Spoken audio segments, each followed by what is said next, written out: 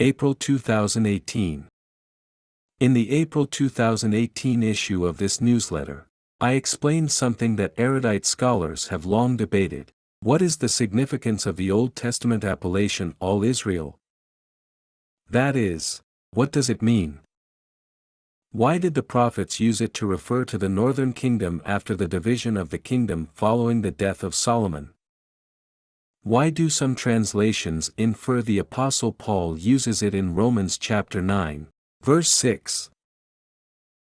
I told you that if you have read Not all Israel is Israel, you should already know what Paul means by what he says in that passage. He knows the promise was handed down from one heir of the promise to the next until it came into the possession of Jacob. He also knows all Israel is how the prophets referred to corporate Israel. That is, they refer to the sons of Israel as if they were all one person. A little later on in the book of Romans, Paul makes it clear he knows the significance of the phrase, all Israel, but I told you that those with eyes that cannot see and ears that cannot hear, won't have a clue as to what he meant by what he said because the truth regarding their situation is exactly as Paul describes it in 2 Corinthians chapter 4, verses 2 through 6. I gave you the following paraphrase of what Paul says in Romans chapter 11, verses 1 through 32, to show you a bit of his mindset regarding Jesus Christ as the remnant of corporate Israel, who continued to hold title to the promise after all the other Jews were cut off from corporate Israel.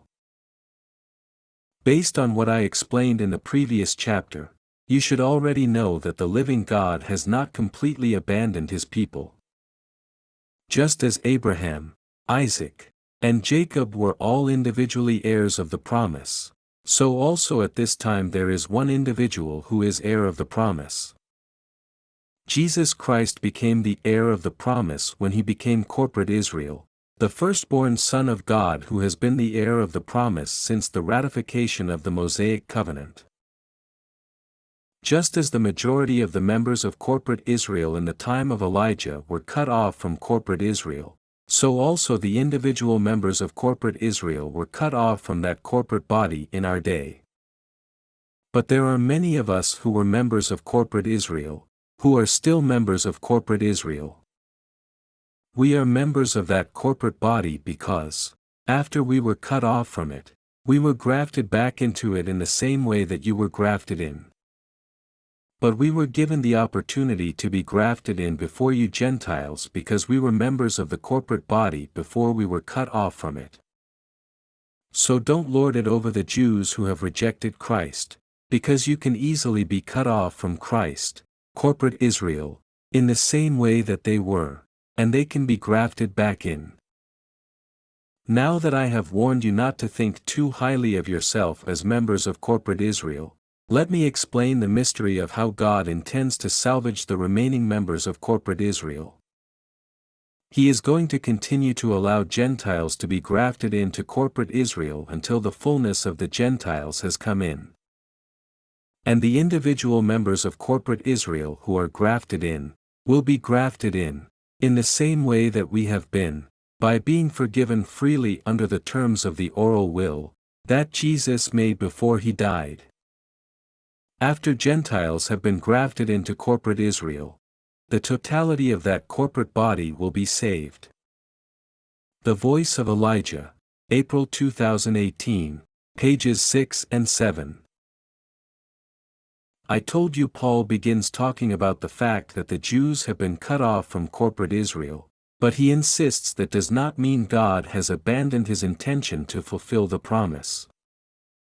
It just means the Jews who rejected the truth are no longer members of corporate Israel, the heir of the promise who has already inherited what was promised. He points back to the fact that the promise was handed down by Abraham to Isaac, and Isaac to Jacob, in accordance with God's choice. In both cases, God rejected a potential heir, Ishmael and Esau, who did not inherit the promise. His point is, the same thing has happened to the Jews. I explained the essence of what Paul says is, God has the right to choose who does and does not have access to the promise. But he mentions what Hosea says about the Gentiles becoming the people of God, because Hosea prophesied at the time when God cut off the 10 tribes of the northern kingdom from corporate Israel and never restored them. Paul's point is, that same cutting off process resulted in Jesus remaining as the remnant of Israel, and God is now building a house on the very stone that the Jewish leaders ignorantly thought they were cutting off from Israel. I told you that, in Romans chapter 10, Paul expresses his desire that the Jews who have been cut off from corporate Israel would believe that Jesus Christ is the heir of the promise, and accept God's declaration of not guilty by believing God has fulfilled the promise by raising Christ from the dead.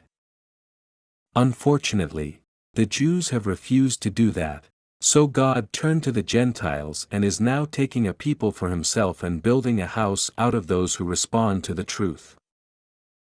I told you the biblical account regarding the fullness of the Gentiles begins in Genesis chapter 48, where Jacob the heir of the promise was on his deathbed ready to hand down the promise to the next heir of the promise.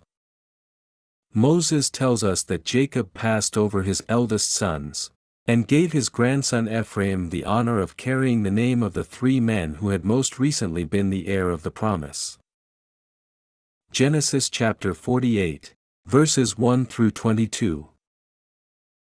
I explained that Genesis chapter 48 is a pivotal point in the biblical history of the promise, and it provides critical insight into why God granted Gentiles the opportunity to be grafted into corporate Israel. But I also said to understand the biblical history pertaining to the salvation of the Gentiles, one needs to know a few crucial facts about the ancient Hebrew mindset, regarding the names of the patriarchs that Jacob gave Ephraim the honor of carrying. So I gave you this list.